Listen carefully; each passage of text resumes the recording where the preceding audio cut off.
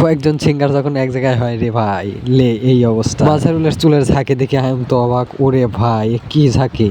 গেছিলাম সবাই পড়তে, ক্লাসের ফ্রি টাইমে সবাই ভাবছিলাম যে এক জায়গায় যাই সবাই পড়ি, তার আমাদের পরবর্তী ক্লাসটা কমপ্লিট করব, বাট পড়ার অবস্থা এদিকে আমরা তৌহিদের পড়ারও 12টা বাজায় দিছি। লে লাগা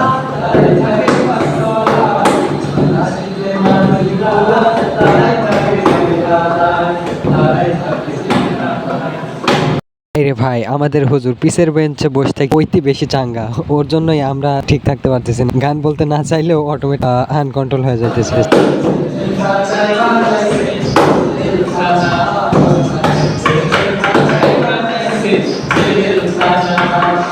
ভাবছিলাম সবাই যাই একসাথে পড়তে বসবো, গ্রুপ স্টাডি করব। এইদিকে আমাদের সিঙ্গারদের তো অবস্থা 12টা। সে তৌহিদ যে পড়তেছে, ওর পড়াও যে কেমন হচ্ছে তা তো বুঝতেই পারতেছি। পরে ও নিজেকে কন্ট্রোল করে কোনো মতে চালা যাচ্ছে, বাট ওর দিকে তাকায় বুঝতে পারতেছি যে ও ওর মতো নাই, ও আমাদের মতোই আনকন্ট্রোল হয়ে যাচ্ছে।